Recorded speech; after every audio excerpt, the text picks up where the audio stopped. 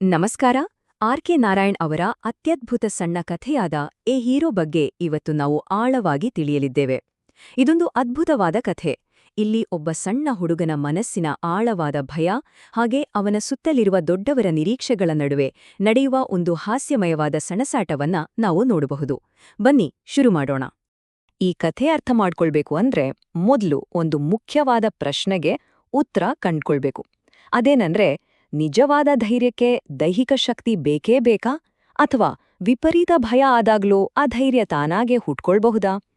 ಕತ್ತಲು ಕೋಣೆಯಲ್ಲಿ ಸಿಲುಕುಕೊಂಡ 9 ವರ್ಷದ ಬಾಲಕ ಸ್ವಾಮಿ ತನಗೆ ಗೊತ್ತಿಲ್ಲದೆ ಆಕಸ್ಮಿಕವಾಗಿ ಈ ಪ್ರಶ್ನೆಗೆ ಹೇಗೆ ಉತ್ತರ ಕೊಡ್ತಾನೆ ಅನ್ನೋದೇ ಈ ಕಥೆಯ ಹೈಲೈಟ್. ಇಂದಿನ ಈ ವಿವರಣೆಯಲ್ಲಿ ಸ್ವಾಮಿಯ ಪಯಣವನ್ನ 5 ಹಂತಗಳಲ್ಲಿ ನೋಡೋಣ. ಮೊದಲನೇದಾಗಿ ಧೈರ್ಯದ ಪ್ರಶ್ನೆ, ಆಮೇಲೆ ಅವನಿಗೆ ಬರುವ ಒಂದು ಭಯಾನಕ ಪ್ರಸ್ತಾಪ, ಕತ್ತಲಲ್ಲಿ ಅವನು ಒಂಟಿಯಾಗುವ ಪರಿ, ಅವನು ಆಕಸ್ಮಿಕವಾಗಿ ನಾಯಕನಾಗುವುದು ಮತ್ತು ಕೊನೆಯದಾಗಿ ಅವನು ಮತ್ತೆ ತನ್ನ ಸಹಜ ಸ್ಥಿತಿಗೆ ಮರಳುವುದು. ಇದಿಷ್ಟು ಇಂದಿನ ಅಜೆಂಡಾ. ಮೊದಲನೇ ಅಧ್ಯಾಯ, ಧೈರ್ಯದ ಪ್ರಶ್ನೆ. ಕಥೆಯ ಆರಂಭದಲ್ಲೇ ಒಂದು ಆಸಕ್ತಿದಾಯಕ ಘಟನೆ ನಡೆಯುತ್ತೆ. ಸ್ವಾಮಿಯ ತಂದೆ ಪತ್ರಿಕೆಯೊಂದರಲ್ಲಿ ಹಳ್ಳಿಯ ಹುಡುಗನೊಬ್ಬ ಕಾಡಿನಲ್ಲಿ ಹುಲಿಯನ್ನೇ ಎದುರಿಸಿದ ಸಾಹಸದ ಕಥೆ ಓದ್ತಿರ್ತಾರೆ. ಇಲ್ಲಿ ತಂದೆ ಮತ್ತು ಮಗನ ನಡುವಿನ ಭಿನ್ನಾಭಿಪ್ರಾಯ ನೋಡಕ್ಕೆ ತುಂಬಾ ಮಜಾ ಆಗಿದೆ. ತಂದೆ ಪ್ರಕಾರ ಮನುಷ್ಯನಿಗೆ ಧೈರ್ಯ ಹೊಂದಿದ್ರೆ ಸಾಕು, ಶಕ್ತಿ ವಯಸ್ಸು ಯಾವ್ದೋ ಲೆಕ್ಕಕ್ಕಿಲ್ಲ. ಆದ್ರೆ ನಮ್ಮ ಸ್ವಾಮಿಯ ತರ್ಕವೇ ಬೇರೆ. ಅವನು ಸಣ್ಣವನಾದ್ರೂ ಅವನ ವಾದ ತುಂಬನೇ ಪ್ರಾಯೋಗಿಕವಾಗಿದೆ. ಎಷ್ಟೇ ಧೈರ್ಯ ಇದ್ರೂ ಒಂದು ದೊಡ್ಡ ಹುಲಿ ದಾಳಿ ಮಾಡಿದಾಗ ಸಣ್ಣ ಹುಡುಗ ಏನ್ ತಾನೇ ಮಾಡೋಕ್ ಸಾಧ್ಯ? ಪತ್ರಿಕೆಯಲ್ಲಿ ಬಂದಿರೋದು ಖಂಡಿತವಾಗಿಯೂ ಯಾವ್ದೋ ದೊಡ್ಡ ಮನುಷ್ಯನ ಕಥೆಯಾಗಿರಬೇಕು ಅನ್ನೋದು ಸ್ವಾಮಿಯ ಗಟ್ಟಿವಾದ. ಇದು ನಮ್ಮನ್ನ 2ನೇ ಅಧ್ಯಾಯಕ್ಕೆ ಕರೆದೊಯ್ಯುತ್ತೆ. ಅದೇ ಒಂದು ಭಯಾನಕ ಪ್ರಸ್ತಾಪ. ಮಗನ ಈ ವಾದ ಕೇಳಿ ತಂದೆಗೆ ಸ್ವಲ್ಪ ಸಿಟ್ಟು ಬರುತ್ತೆ. ಅದಕ್ಕೆ ಅವರು ಇವತ್ತು ರಾತ್ರಿ ಕಚೇರಿಯ ಕೋಣೆಯಲ್ಲಿ ಒಂಟಿಯಾಗಿ ಮಲಗಿ ನಿನ್ನ ಧೈರ್ಯ ಸಾಬೀತುಪಡಿಸು ಅಂದ ಸವಾಲಾಗ್ತಾರೆ. ಈಗ ಸ್ವಾಮಿ ಈ ಆಪತ್ತಿದಿಂದ ಪಾರಾಗಲು ಏನೆಲ್ಲ ಕಸರತ್ತು ಮಾಡ್ತಾನೆ ಗೊತ್ತಾ? ನಿಜಕ್ಕೂ ನಗು ಬರುತ್ತೆ. ಮೊದಲು ಕಂಬಳಿ ಹೊದ್ದುಕೊಂಡು ಗಾಢ ನಿದ್ದೆಯಲ್ಲಿರೋ ತರಹ ಜೋರಾಗಿ ಗೊರ್ಕೆ ಹೊಡೆಯೋ ನಾಟಕ ಆಡ್ತಾನೆ.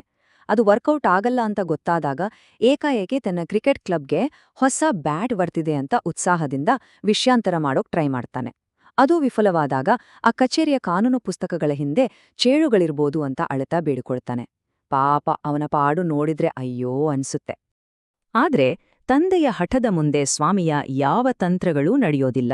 ಒಂಟಿಯಾಗಿ ಮಲಗಲೇಬೇಕು ಅನ್ನೋ ನಿರ್ಧಾರ ಅಂತಿಮವಾಗತ್ತೆ. ಕೊನೆಗೆ ಸ್ವಾಮಿಗೆ ಸಿಗೋ ಒಂದೇ ಒಂದು ಸಣ್ಣ ರಿಲೀಫ್ ಅಂದ್ರೆ ಆ ಕಚೇರಿ ಕೋಣೆಯ ಬಾಗಿಲನ್ನ ಸ್ವಲ್ಪ ತೆರೆದಿಡಲು ಸಿಗುವ ಅನುಮತಿ ಅಷ್ಟೆ. ಈಗ 3ನೇ ಅಧ್ಯಾಯ, ಕತ್ತಲಲ್ಲಿ ಒಂಟಿಯಾಗಿ. ಇಲ್ಲಿ ಕಥೆಯ ವಾತಾವರಣ ಸಂಪೂರ್ಣವಾಗಿ ಬದಲಾಗುತ್ತೆ. ನಮ್ಮ ಸ್ವಾಮಿ ಆ ಕತ್ಲು ತುಂಬಿದ ಕೋಣೆಯಲ್ಲಿ ಒಂಟಿಯಾಗಿ ಉಳಿದುಬಿಡ್ತಾನೆ. ರಾತ್ರಿ ಆಗ್ತಾ ಇದ್ದ ಹಾಗೆ ಇಡೀ ಮನೆ ಸ್ಮಶಾನ ಮೌನಕ್ಕೆ ಜಾರುತ್ತೆ. ಆ ಮೌನದಲ್ಲಿ ಗಡಿಯಾರದ ಟಿಕ್ ಟಿಕ್ ಸದ್ದು, ರಾತ್ರಿ ಕೀಟಗಳ ವಿಲಕ್ಷಣ ಝೇಂಕಾರ ಇವೆಲ್ಲ ಸೇರಿ ಸ್ವಾಮಿಯ ಭಯವನ್ನ ನೂರ್ಮಡಿಗೊಳಿಸುತ್ತವೆ. ಆ ಕತ್ತಲಲ್ಲಿ ಕೇಳಿಸೋ ಪ್ರತಿಯೊಂದು ಸಣ್ಣ ಶಬ್ದವೂ ಅವನ ಕಲ್ಪನಾಶಕ್ತಿಗೆ ಭಯಾನಕ ರೂಪ ಕೊಡ್ತಾ ಹೋಗುತ್ತೆ.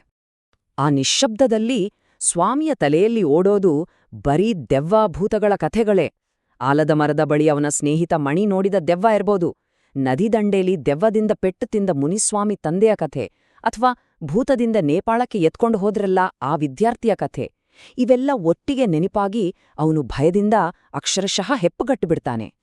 ಅದೇ ಭಯದಲ್ಲಿ ಬೆಂಚಿನ ಕೆಳಗೆ ಮುದ್ರಿ ಮಲಗಿದ್ದ ಸ್ವಾಮಿಗೆ ಹುಲಿಯೊಂದು ತನ್ನನ್ನ ಬೆನ್ನಟ್ತಿರುವಂತೆ ಭೀಕರ ಕನ್ಸ್ ಬೀಳುತ್ತೆ. ದಿಢೀರ್ನೆ ಬೆಚ್ಚಿ ಬೀಳೋ ಸ್ವಾಮಿಗೆ ಗೀರೋ ಗೀರೋ ಅನ್ನೋ ಶಬ್ದ ನಿಜವಾಗ್ಲೂ ಕೇಳಿಸ್ದೆ.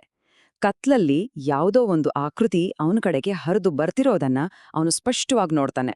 4ನೇ ಅಧ್ಯಾಯ, ಆಕಸ್ಮಿಕ ನಾಯಕ. ಆ ಕತ್ತಲು ಆಕೃತಿ ಹತ್ರ ಬರ್ತಾ ಇದ್ದ ಹಾಗೆ ಸ್ವಾಮಿ ಮಾಡೋದು ಯಾವುದೇ ಸಾಂಪ್ರದಾಯಿಕ ಶೌರ್ಯದ ಕೆಲಸ ಅಲ್ಲ.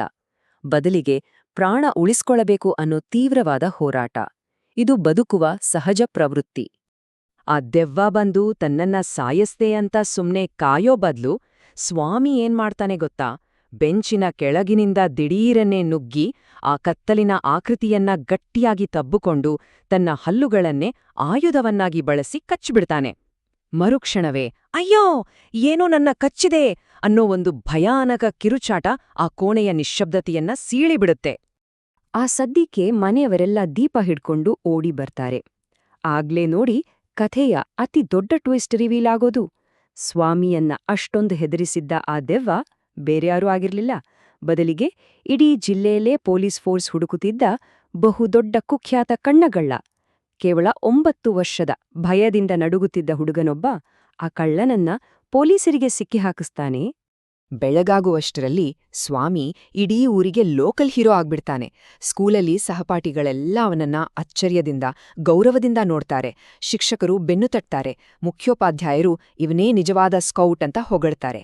ಅಷ್ಟೇ ಯಾಕೆ, ಖುದ್ದು ಪೊಲೀಸ್ ಇನ್ಸ್ಪೆಕ್ಟರ್ ಬಂದು ಮುಂದೆ ದೊಡ್ಡವನಾದ್ಮೇಲೆ ನಮ್ಮ ಪೊಲೀಸ್ ಇಲಾಖೆಗೆ ಸೇರಿಕೋ ಅಂತ ಆಹ್ವಾನ ಕೊಡ್ತಾರೆ. ಆದ್ರೆ ಇಲ್ಲಿನ ವಿಪರ್ಯಾಸ ನೋಡಿ. ಇಡೀ ಊರು ಸ್ವಾಮಿಯನ್ನ ಭವಿಷ್ಯದ ಒಬ್ಬ ನಿರ್ಭೀತ ಪೊಲೀಸ್ ಅಧಿಕಾರಿ ಅಂತ ಕಲ್ಪಿಸ್ಕೊಂಡ್ರೆ ಸ್ವಾಮಿಯ ಆಸೆಯೇ ಬೇರೆ ಇರುತ್ತೆ. ಅವನಿಗೆ ಪೊಲೀಸ್ ಆಗೋ ಇಂಟ್ರೆಸ್ಟ್ ಸ್ವಲ್ಪವೂ ಇರಲ್ಲ. ಅವನಿಗ್ ಬರೀ ರೈಲು ಎಂಜಿನ್ ಡ್ರೈವರ್ ಆಗ್ಬೇಕು ಅಥವಾ ಬಸ್ ಕಂಡಕ್ಟರ್ ಆಗ್ಬೇಕು ಅನ್ನೋದೇ ದೊಡ್ಡ ಕನಸಾಗಿರುತ್ತೆ. ಇದು ನಿಜಕ್ಕೂ ಒಂದು ಮಜವಾದ ಕಾಂಟ್ರಾಸ್ಟ್. ಇನ್ನು ಕೊನೆಯದಾಗಿ 5ನೇ ಅಧ್ಯಾಯ, ಸಹಜ ಸ್ಥಿತಿಗೆ ಮರಳುವಿಕೆ. ಇಷ್ಟೆಲ್ಲ ಹೈಡ್ರಾಮಾ ಗದ್ದಲಗಳಾದ್ಮೇಲೆ ಮರುದಿನ ರಾತ್ರಿ ನಮ್ಮ ಈ ನಾಯಕ ಸಂಜೆ 7ವರೆಗೆ ಹೋಗಿ ಸೇಫ್ ಆಗಿ ತನ್ನ ಅಜ್ಜಿಯ ಪಕ್ಕದಲ್ಲಿ ಮಲಗಿಬಿಡ್ತಾನೆ. ಮನೆಗೆ ಬಂದ ತಂದೆ ಮಗ ಮತ್ತೆ ಅಜ್ಜಿಯ ಪಕ್ಕ ಮಲಗಿದ್ದನ್ನ ನೋಡಿ ಸಿಡುಕ್ತಾರೆ. ಆಗ ತಾಯಿ ಬಲವಾಗಿ ವಿರೋಧಿಸ್ತಾರೆ. ಅವನಿಗೆ ಎಲ್ಲಿ ಇಷ್ಟವೋ ಅಲ್ಲಿ ಮಲಗಲಿ, ಮತ್ತೆ ಅವನ ಜೀವವನ್ನ ಅಪಾಯಕ್ಕೆ ಸಿಲುಕಿಸೋದು ಬೇಡ ಅಂತ ಖಡಕ್ಕಾಗಿ ಹೇಳ್ತಾರೆ. ತಂದೆಗೂ ಬೇರೆ ದಾರಿ ಇರಲ್ಲ, ಸುಮ್ನೆ ಆಗ್ತಾರೆ. ಹೊದಿಕೆ ಒಳಗೆ ಸೇರ್ಕೊಂಡು ಇದನ್ನೆಲ್ಲ ಕೇಳ್ತಿದ್ದ ಸ್ವಾಮಿಗೆ ಅಂತೂ ದೊಡ್ಡ ರಿಲೀಫ್ ಸಿಗುತ್ತೆ. ನಾವು ಈ ವಿವರಣೆಯ ಕೊನೆಗೆ ಬಂದಿದ್ದೇವೆ. ಈಗ ಆರಂಭದಲ್ಲಿ ನಾವು ಕೇಳಿದ ಆ ಪ್ರಶ್ನೆಗೆ ಮತ್ತೆ ಬರೋಣ. ಒಬ್ಬ ನಾಯಕ ಆಕಸ್ಮಿಕವಾಗಿ ಸೃಷ್ಟಿಯಾದರೆ ಆ ಧೈರ್ಯದ ಬೆಲೆ ಕಡಿಮೆಯಾಗುತ್ತಾ? ಖಂಡಿತ ಇಲ್ಲ ಅಂತೆ ಅನಿಸುತ್ತೆ. ಸ್ವಾಮಿ ಕಳ್ಳನನ್ನ ಹಿಡಿಬೇಕು ಅಂತ ಪ್ಲಾನ್ ಮಾಡಿರ್ಲಿಲ್ಲ. ಆದ್ರೆ ಆ ತೀವ್ರ ಭಯದ ಕ್ಷಣದಲ್ಲೂ ಅವನು ಹೆದರಿ ಸುಮ್ಮನೆ ಕೂರದೆ ಏನೋ ಒಂದು ಆಕ್ಷನ್ ತಗೊಂಡನಲ್ವಾ? ವಿಪರೀತ ಭಯದ ಎದುರು ಒಂದು ದಿಟ್ಟ ಹೆಜ್ಜೆ ಇಡುವುದೇ ನಿಜವಾದ ಧೈರ್ಯವೇನೋ? ಯೋಚನೆ ಮಾಡ್ಬೇಕಾದ ವಿಷಯ ಅಲ್ವಾ? ಈ ಆಸಕ್ತಿದಾಯಕ ಕಥೆಯ ವಿಶ್ಲೇಷಣೆಯಲ್ಲಿ ನಮ್ಮ ಜೊತೆಯಾಗಿದ್ದಕ್ಕೆ ಧನ್ಯವಾದಗಳು.